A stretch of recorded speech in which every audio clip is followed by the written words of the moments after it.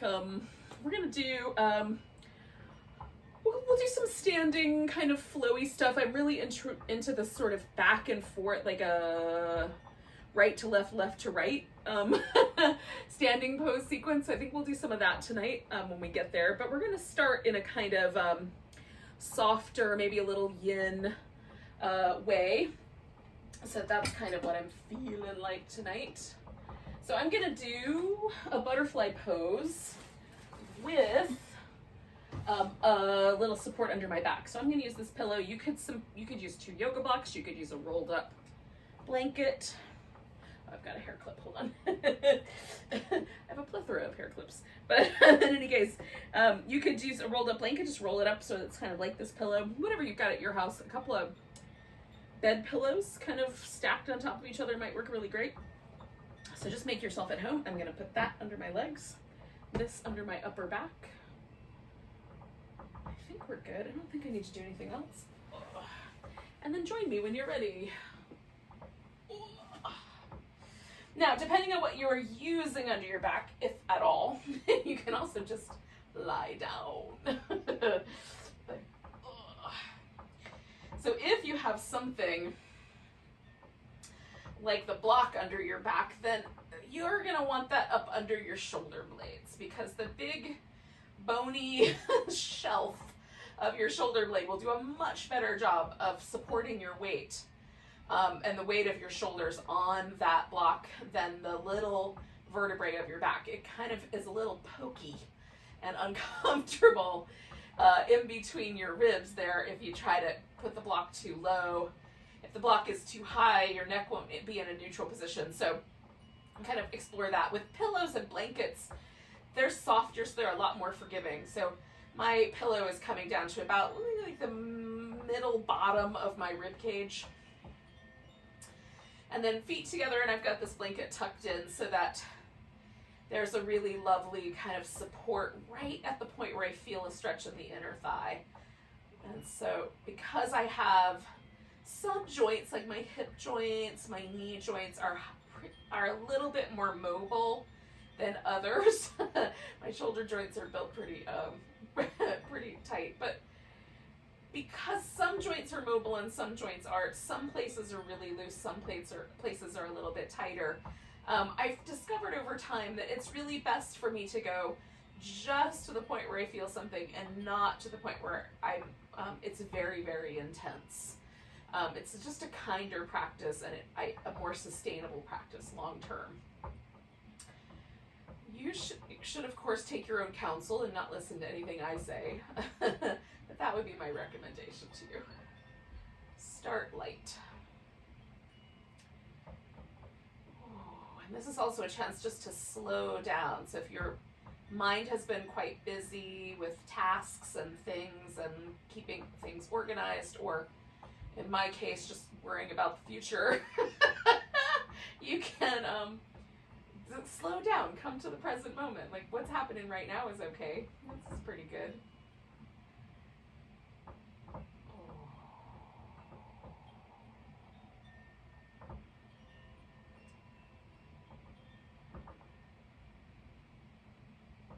A lot of us are experiencing a kind of fatigue, a year of being in this really different, weird pattern for living. And so we can take a few moments just to rest. It's not going to solve all of our problems, but gosh, it does feel nice. Spend some time noticing your breath.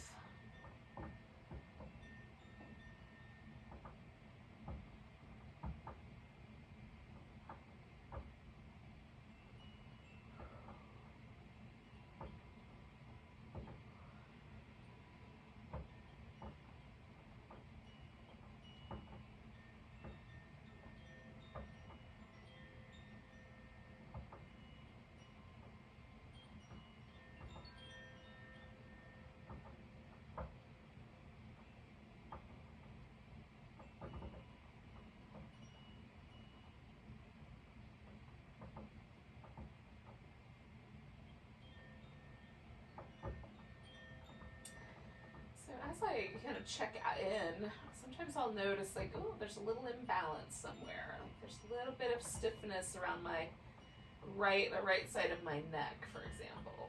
So I had really been paying attention to that, so now I'm just noticing it. So I could do a little like turn of my head and let that side relax a little more, or I can just be mindful of it as I practice tonight. And you may tune into places that need a little more of your attention, that sort of thing. So we'll stay for like another, I don't know, 5 or 6 breaths.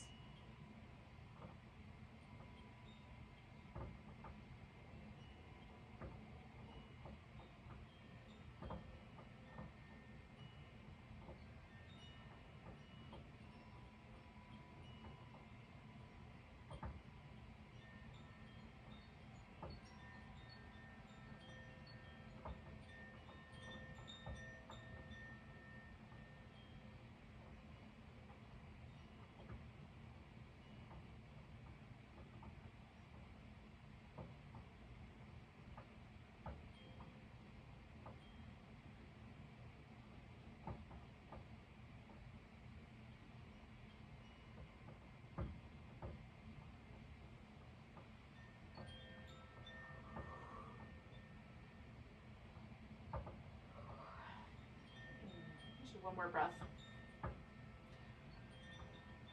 Oh, and then I'm going to bring my knees together and slide my legs out straight. Kind of get a little stretch on. And then I'll take this pillow out from underneath my back.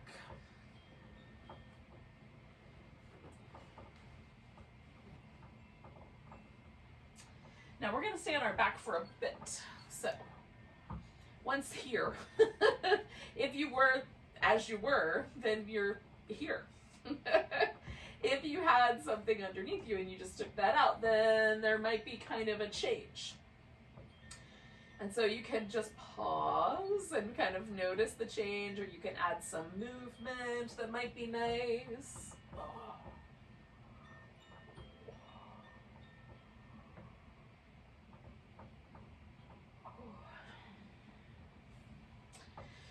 Now I'm going to make sure that I can reach my arms all the way over my head without running into anything, because I'm going to do this little movement pattern.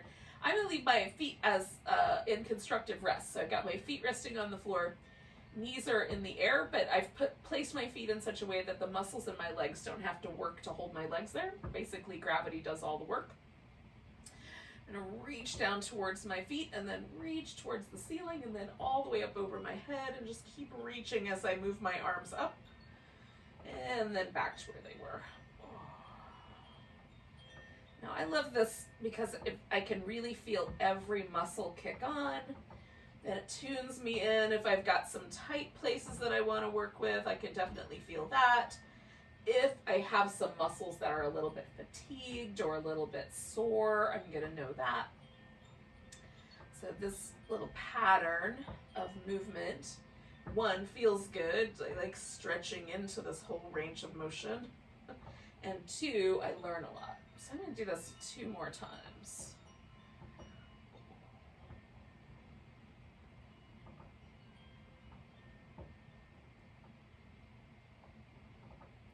To put a little bit of effort into the reaching, but it's worth it.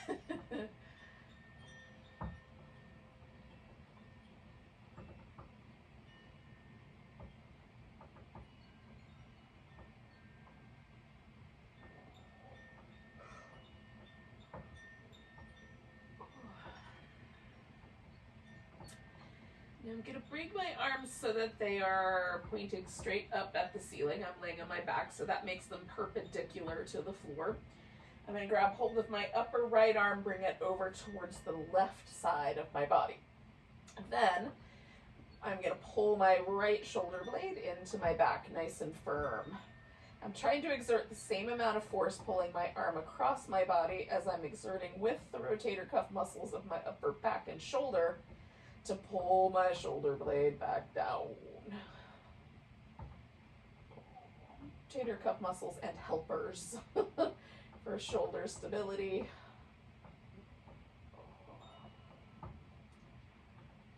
So this is is one of the things for me that is the most effective at sort of fixing some of the little imbalances that I sometimes discover after I've been sitting for a while or working on something. Oh.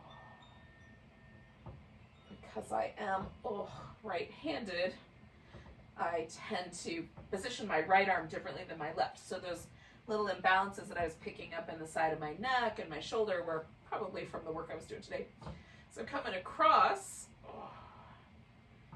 and then pulling my left shoulder down, just so everything's the same. Do it both sides, see what happens. One side may not have the same like delicious impact, but it will still be nice.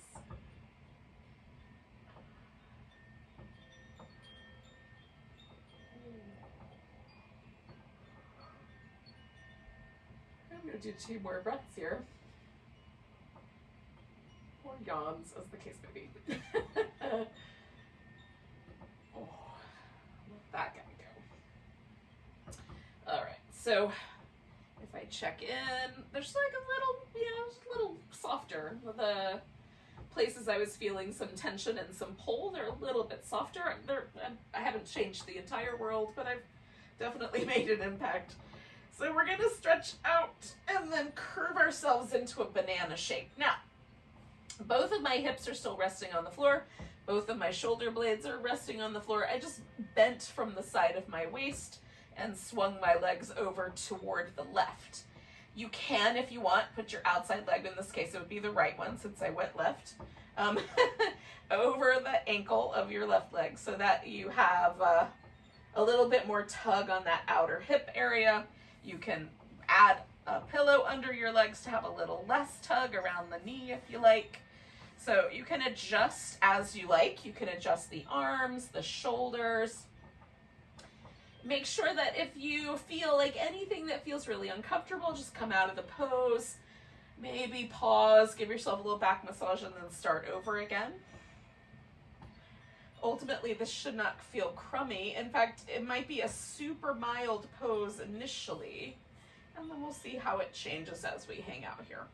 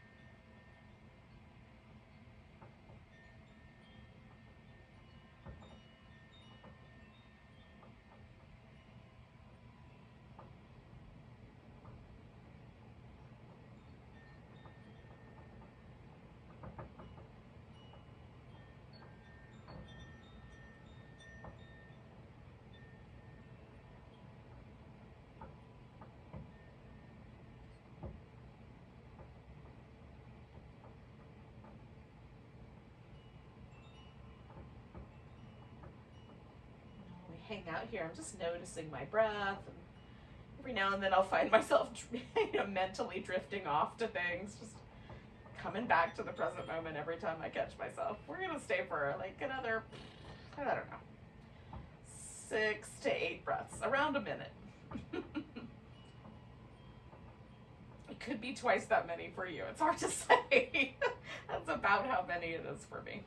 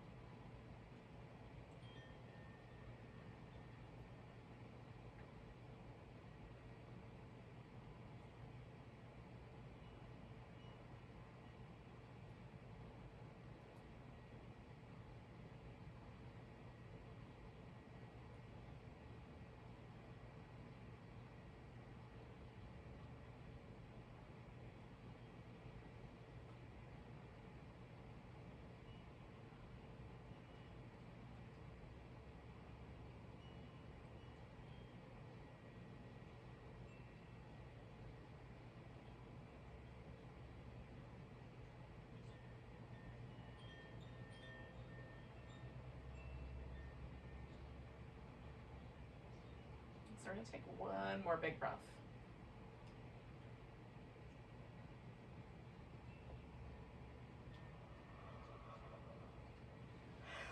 And then gently let yourself return to a neutral position, or at least more neutral. Now you can leave your legs stretched out, you can bring the knees back up, put your feet on the ground, and have more of that constructive rest. You can bring your knees into your chest, give yourself a little back massage, a little hug.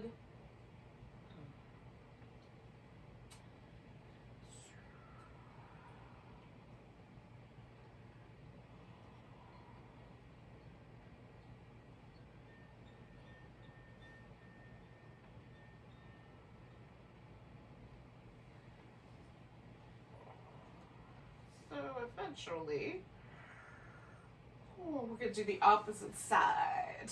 So we might be ready to creep ourselves into that side, or maybe you need a little bit longer and then you'll come in eventually. We'll just let ourselves get kind of heavy and hang out with this long left side stretch.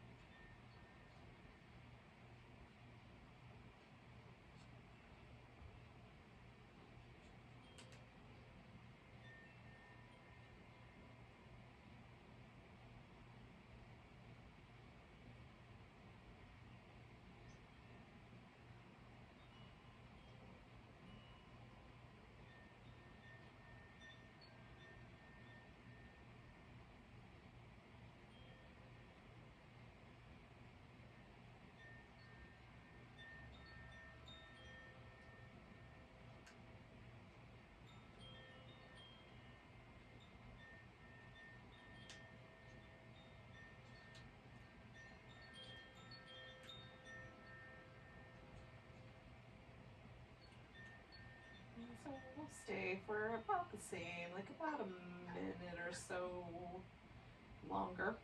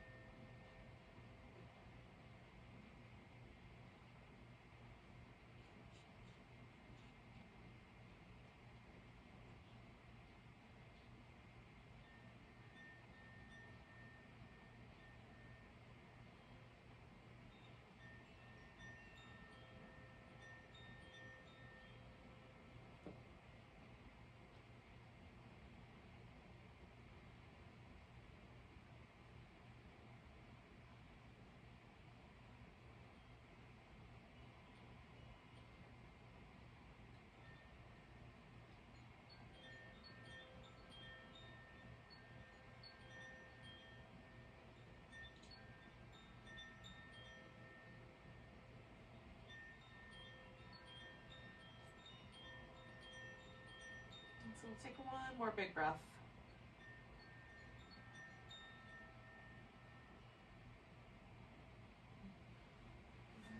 And eventually kind of make your way back to the center.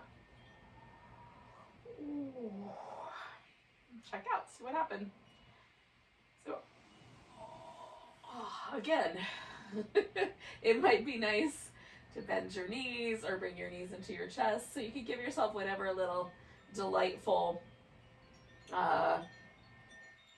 aftermath post banana pose movement pattern feels nice. I'm not really clear what I'm doing.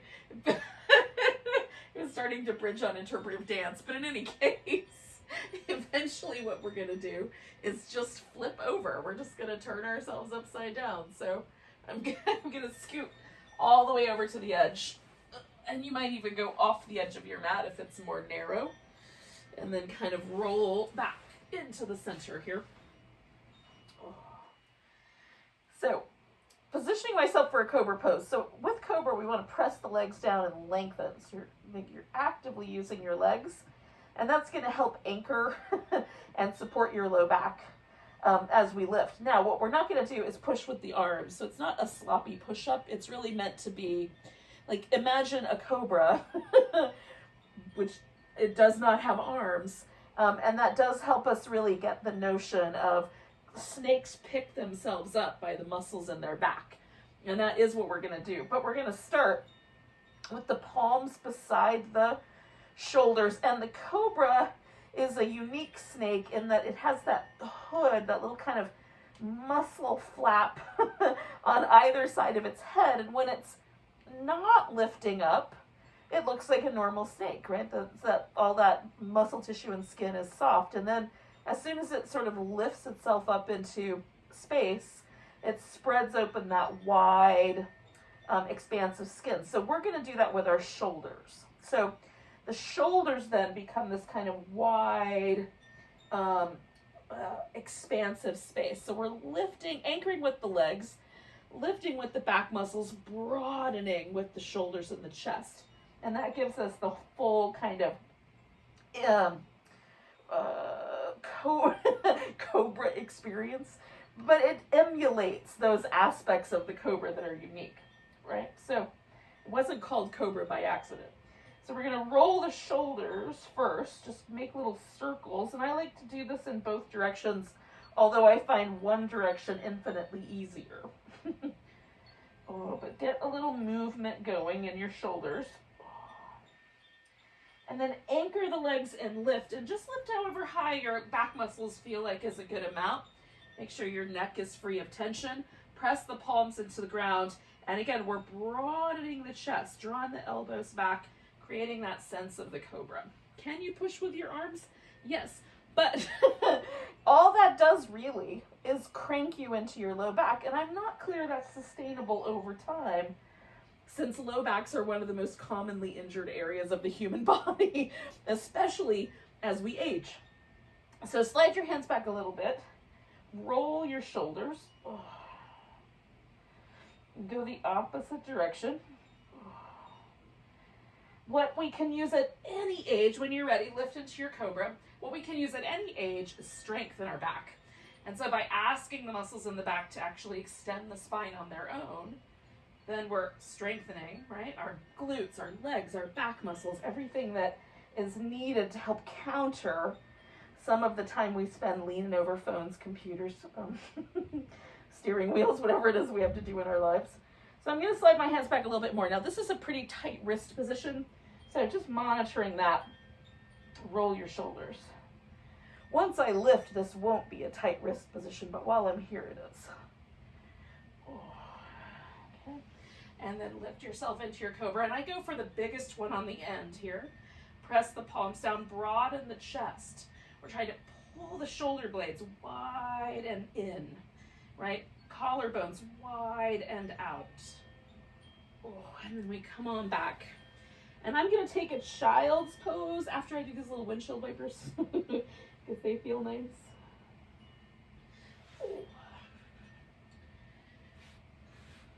Child's pose may not be your jam, so you can skip that and just stay with the floor.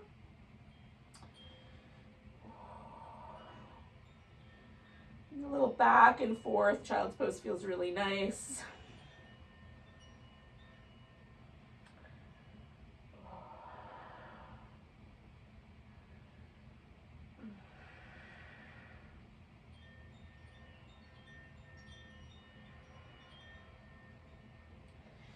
Now, I'm going to come into a downward facing dog. You can skip that and do an all fours position and throw in some cat poses instead. That is delightful. And for any of the times we're going to do downward dog, if you don't want to be upside down tonight, you don't want to put weight on your arms, whatever, you can do that sort of all fours position instead.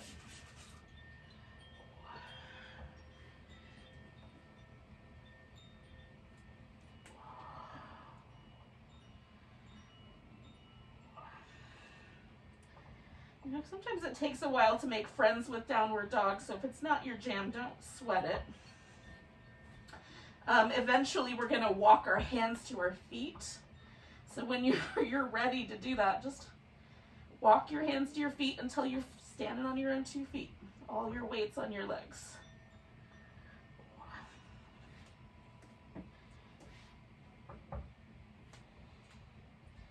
And once the weight shifted so you can take your arms all the way off the floor, then give your wrist a little shimmy, make some little circles, spread out your fingers, curl them in, spread them out, curl them in, spread them out, curl them in. And then I'm going to come up halfway so my back feels level and kind of flat, and there's a kind of sense of that broadening, that almost that cobra sensation. Then bending my knees, I'm going to let myself really hang upside down, slowly straightening out the legs, and then coming all the way up to standing. Now, I don't know if this happened to you, but I'm at what I would call the back of my mat. And I did that intentionally so that I can take a kind of slow meandering walk up to the top of my mat. So I'm going to do a walking meditation. It's not a very long one. And yours might be longer because you might have a longer mat. But as I pick my foot up and move it forward to walk, I'm just going to slow the act of walking way down so that I have to sort of feel every single nuance of walking. And it's not going to feel completely normal because when you walk at a pace that's more comfortable, it's going to feel a little bit different than it does when you slow everything down. But I like tuning into this muscle action of walking. Now, I felt myself come to the edge of my mat, so that's where I'm going to stop. Right? I think just my heels are on the mat right now, which is fine. So, pausing in mountain pose, toes pointing forward, which automatically for me is a little weird.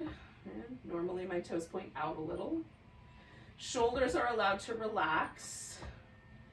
Try to put the weight on your feet evenly from your toe to your heel, from the inside arch to the outside arch, and from the left side to the right side.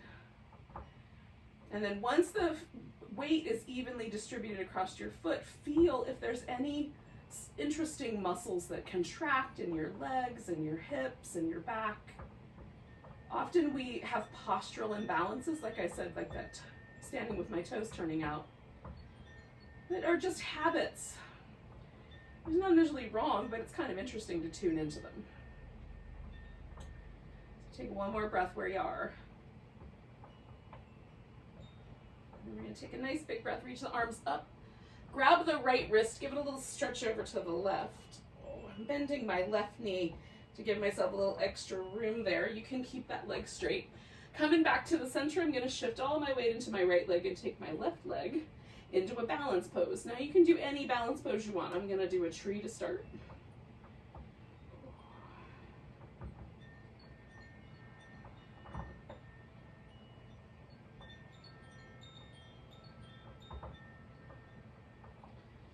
I'm going to take this left leg, bring it back, so you might let go of it if you're holding it for some reason. And then we're going to take ourselves to a warrior 3. Things start to fall apart. Catch. Your arms can be back behind you, out to the sides like airplane wings, or over your head as you see fit. And then I'm going to step myself into a high lunge. This is where things, for me, get a little dicey. So I feel like I'm on a tightrope and I'm going to fall over tonight. Okay. I think I've mostly made it. So my hips are pointing forward. I've got both of my feet pointing forward. Toes are pointing forward. That means my heel in the back is not going to touch the ground. And so I'm just going to hold steady here. If you like, you can kind of play with this pose, bending this left knee a little or a lot, see what happens.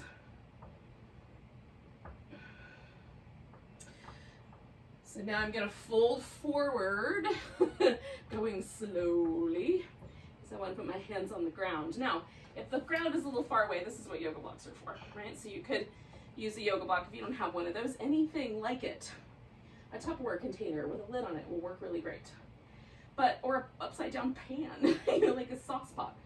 In any case, whatever you got, whether your hands are resting on the floor or you're resting them on an object, we're going to lean in and pick that back foot up and then put it back down so that as much as I can, all my toes are still pointing forward. This foot's going to turn out a little bit. It just is because of the shape of my hip socket. But mostly pointing forward. And then I'm going to notice, do I already feel a stretch in the back of the thigh? And if the answer to that is yep, then I stay. If it's no, then I keep folding my chest towards my thigh until it is a yes.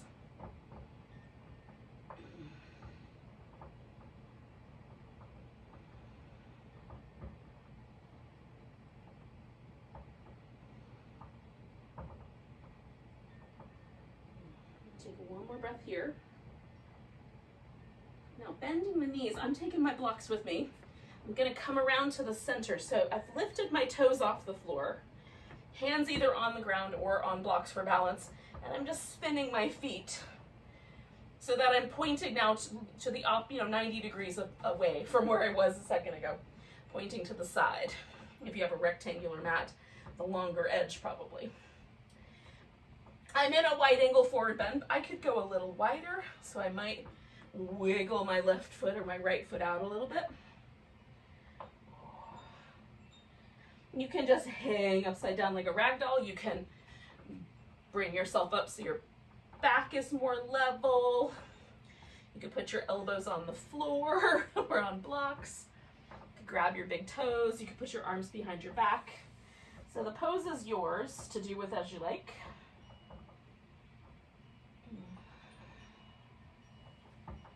This first one, I'm mostly just dangling. Feels kind of nice.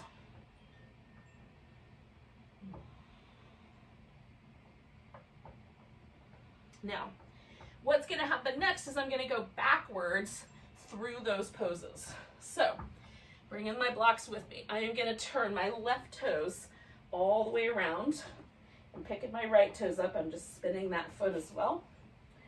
And then I'm organizing all my toes as best I can to point together towards this now back of my mat, now the front of my mat. And then feeling the hamstring stretch in the left leg, and kind of finding my way in. Again, I might need to stay up higher, maybe lower feels nicer on the side. 2 more breaths.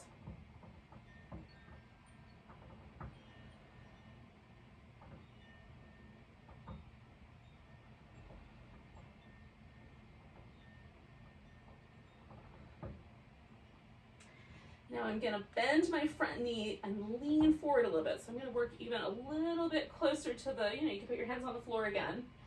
And then coming up onto the toes of my right foot. So now I'm in this high lunge position. I am going to try to pick myself all the way up without falling over. Oh, some days it's good, some days not so easy. And again, if you kind of played with your left knee, you can play with your right knee moving toward the ground if you like. And if that was tricky, this might be even more tricky because we're going to try to take this into that warrior 3.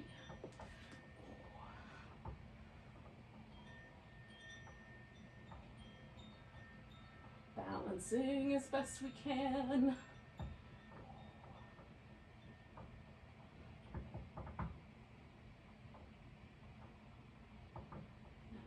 Try to take that warrior 3 into whatever balancing pose we did before it.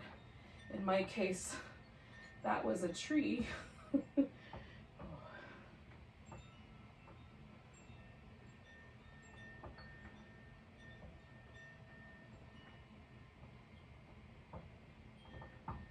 then returning to my mountain pose, giving my left side a stretch. Oh, bending my right knee a little.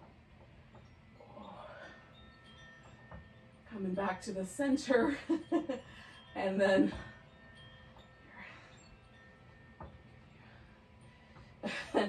finding my way back to mountain pose in and amongst my green friends here. Oh.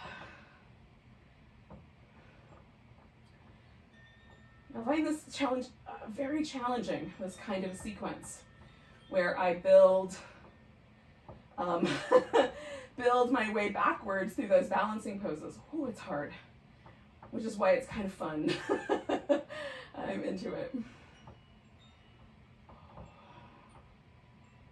So let's do another one. Nice big breath, reaching the arms overhead. I'm gonna grab my left wrist, give it a little stretch over to the right. Coming back to the center, putting the weight on the left leg. I'm gonna bring my right leg into a balancing pose of some sort. So in this case, I'm gonna do an eagle. So I'm gonna kind of bend a little, wrap this leg around, find an arm position that's gonna work for me.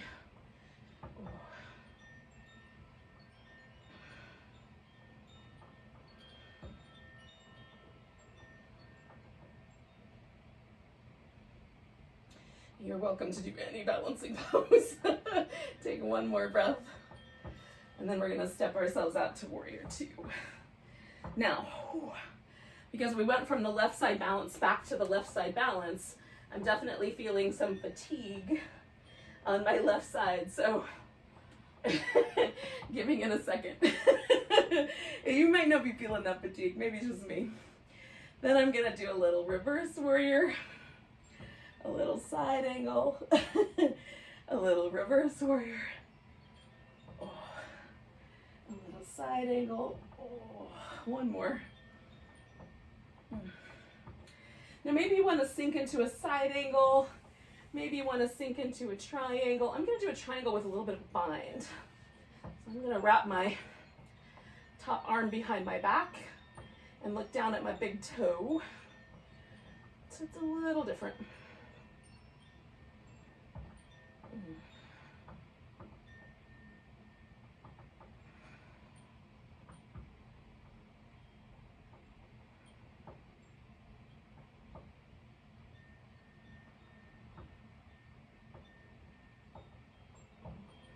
So I'm going to release my arm, bend my front knee. Again, picking up my toes. I'm rotating on my heels back to the center, wide angle forward bend. Oh. Just checking it out. And this time I'm going to see how close I can get to the ground with my elbows comfortably. And then pressing my elbows, so right now I'm using blocks, I think I need one less. So I'm going to press my elbows into the floor and just put the barest amount of weight on my elbows so I have just like a baby forearm balance kind of sensation. So I'm drawing the shoulder blades onto my back, feeling that little bit of weight leaning into my elbows. It's not a ton, just a bit. It's kind of a fun way to do a really mild inversion. Well, mild compared to the actual forearm stand. Not necessarily mild in terms of your head is way below your heart and below your hips, so that's all up. One more breath here. Now I'm going to transition into the triangle over here on my right side. So turning the right toes all the way out. I'm adjusting my left foot to make my hip happy. I'm going to take this left arm now and bind that guy behind my back. And kind of roll myself open from the spine and the sides of my waist into my triangle pose.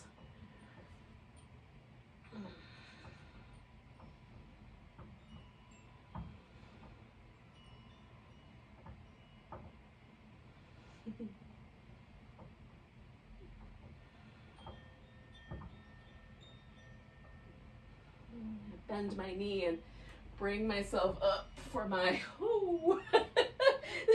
eventual side angle pose after I catch my balance. And then back to reverse and over to side angle. And back to reverse and over to side angle. And then one more time, taking myself to warrior two. Now this has to turn into my balancing pose, which was an eagle pose. So I might have to move those guys. All right, so I'm gonna try to step right into an eagle on my right leg. Oh. Find an arm position. Oh. And hold it as steady as I can.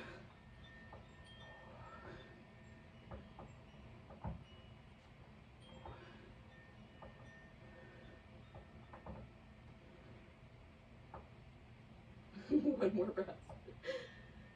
And then this is going to turn into my right wrist, little side bend.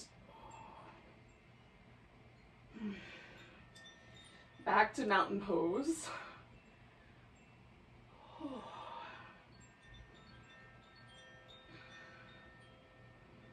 You just notice. Notice where you landed. And we're going to take a nice big breath. And I'm going to walk myself backwards, just like I walked myself forward. So a backwards walking meditation, which already backwards walking is tricky. So slowing it down, kind of interesting. When I feel myself reach the back edge of my mat, I'm going to pause, take a nice big breath, fold forward. I'm going to walk myself out into my downward dog, and then I'm going to go to child's pose one more time after I've done a little check-in with my downward dog. You could go there immediately or go to your all fours position and check in there again.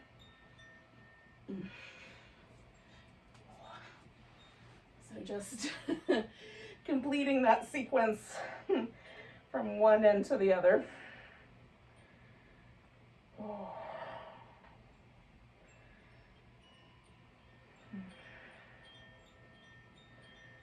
Now when you're ready, we're going to come to a seated position. I'm going to give it a couple breaths here.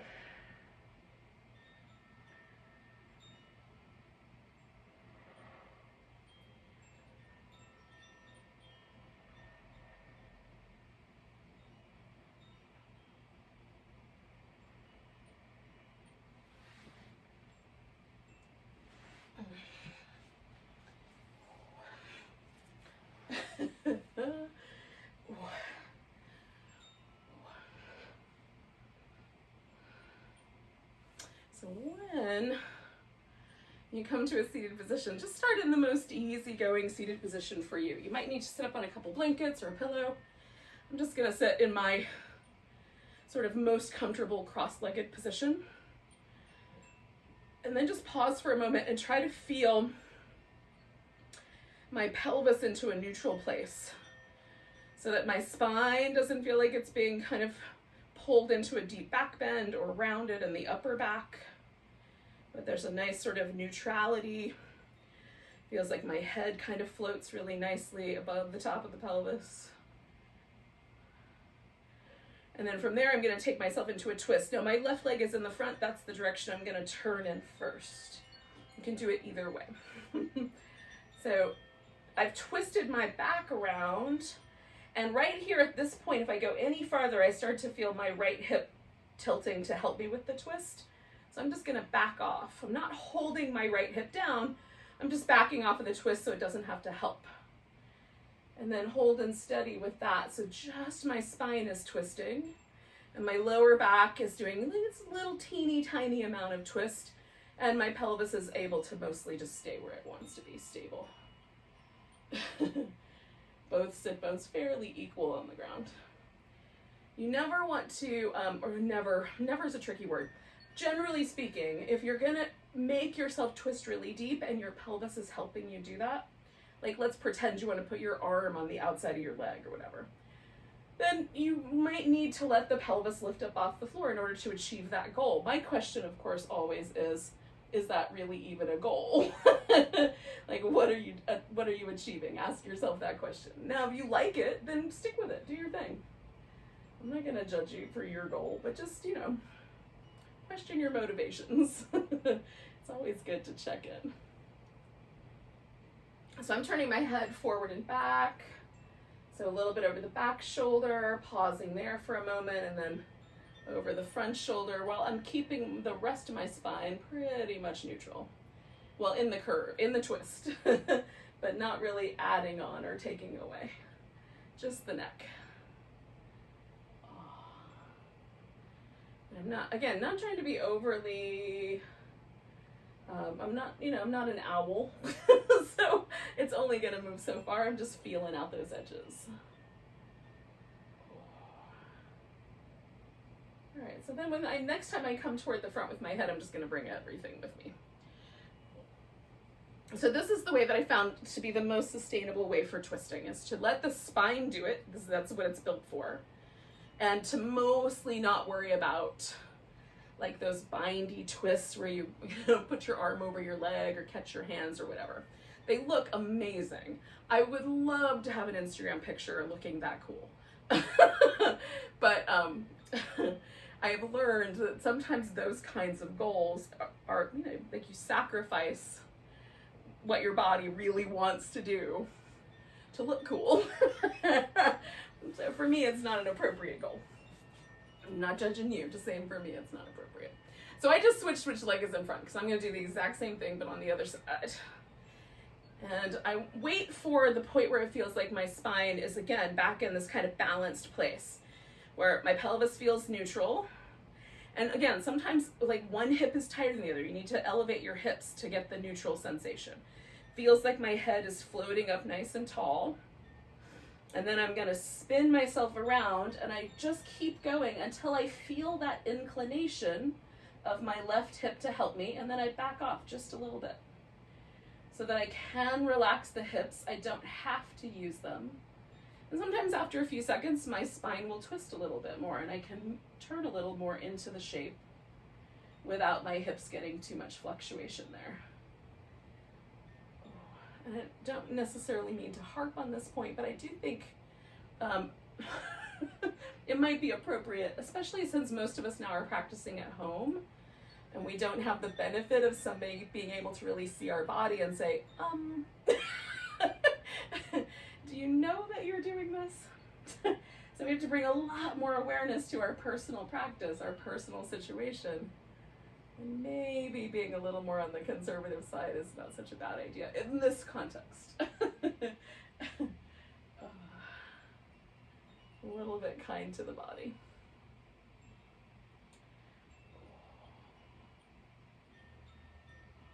So I'm going to do about 2 or 3 more of these little head movements. I'm just trying to kind of keep myself in this really beautiful, tall position through the rest of my body. I've got a little bit of ab work going to help myself stay tall. That never hurts anybody. And the next time I come around, I'm just going to come around with everything.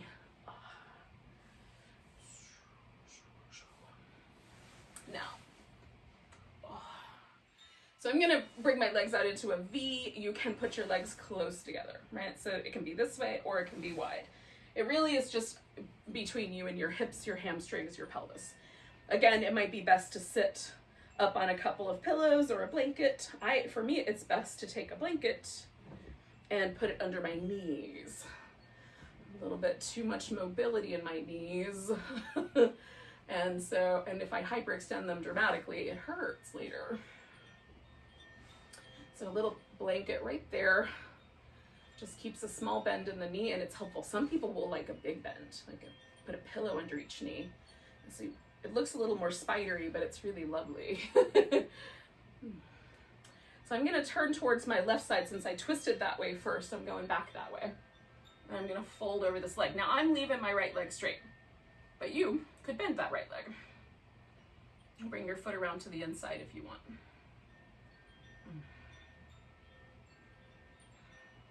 You could also turn this into a side bend. Come back towards the banana shape that we did at the beginning. or those standing crescents. You know, just kind of keep those shapes going.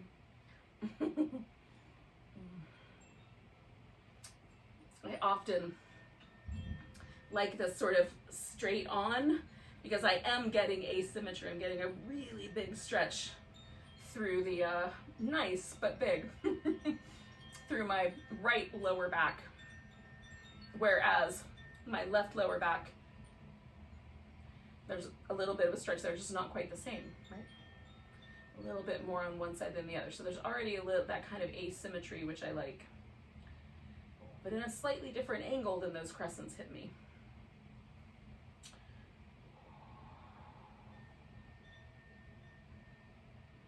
Now you may find like I'm pretty much resting on my thigh because this is the way my body wants to bend. It wants to go forward. But for many people, this is a really tricky bend. And so your body might be much more upright. That's okay.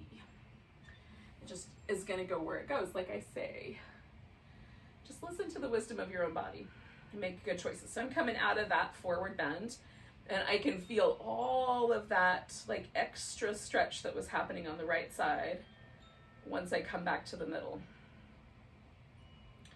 So again, I'm just going to kind of wait that out.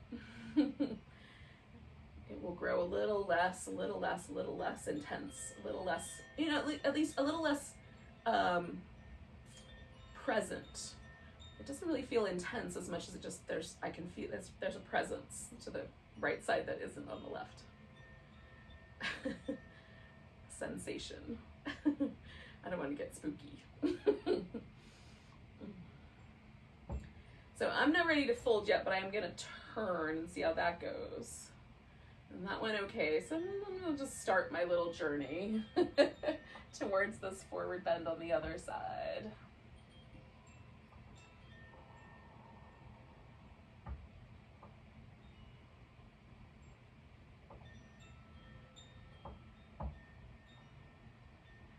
Again, you could bend this left leg, or whatever leg is the other leg. The one you're not leaning over. It could be a side bend if you like that better.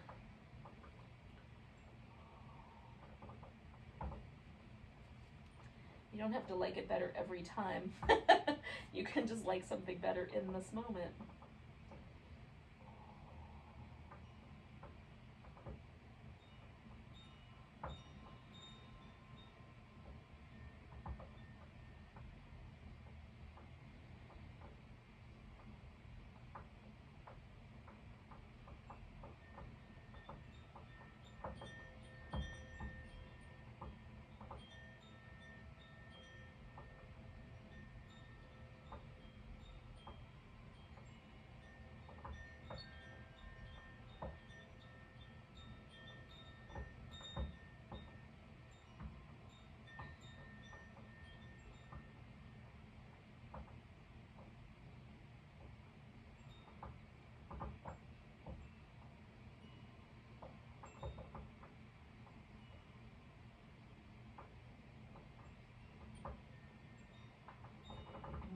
So I'm going to take one more breath,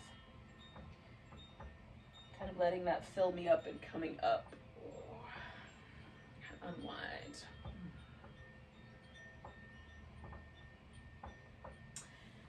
Now, the tricky part here is that I'm ready to kind of slide into Shavasana because mentally the forward bends put me in a very calm place. But back-wise, that's a different shape. So I'm going to take my time getting down. Once I'm on my back, I'm going to do some little back massagey things. And then we'll all do some Shavasana, or maybe if you join me. So I'm going to put pillow here so that could be kind of ready for my legs to go over. I'm also going to cover with a blanket, so I'll just kind of get that in place. But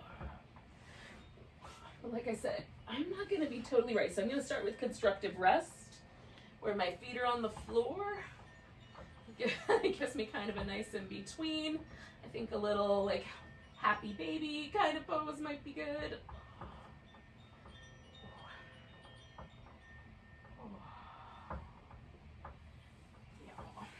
Now you can do that for as long as it seems as a good idea.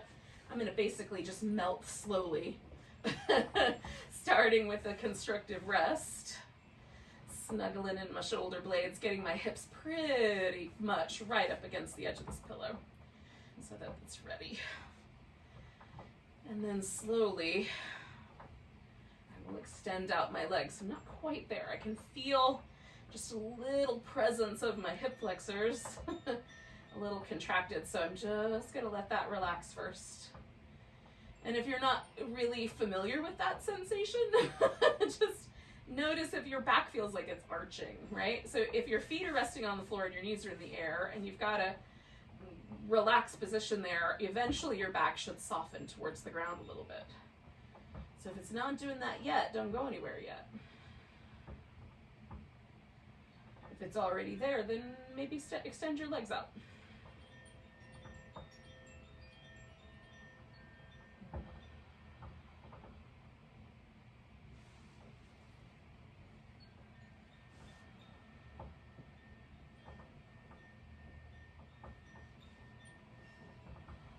And then once you've gotten yourself to a place where you're as close to completely relaxed as you can be, wardrobe malfunctions adjusted and else, whatever else might be necessary, blanket adjustment,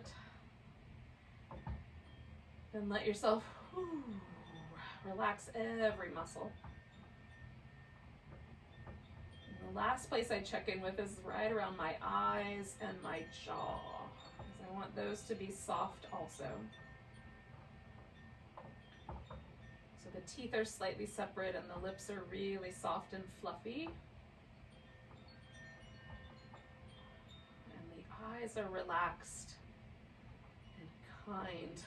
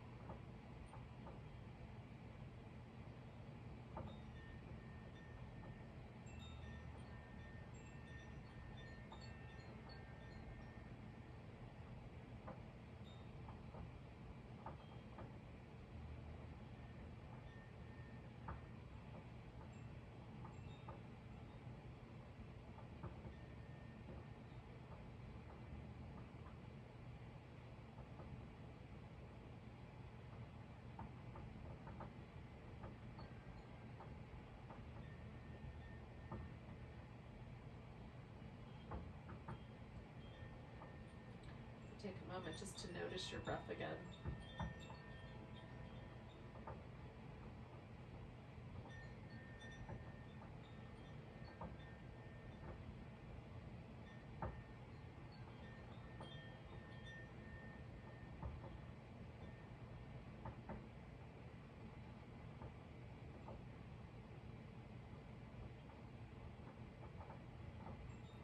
Eventually take a nice big breath all the way to your toes. And let go with a big sigh.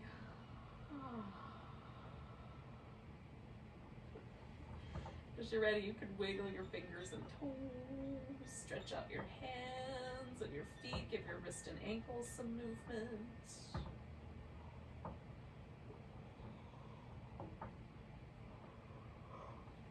Ooh.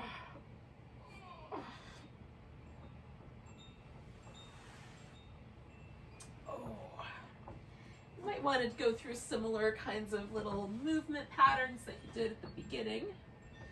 But when you're ready, you can roll to one side and bring yourself to a seat position.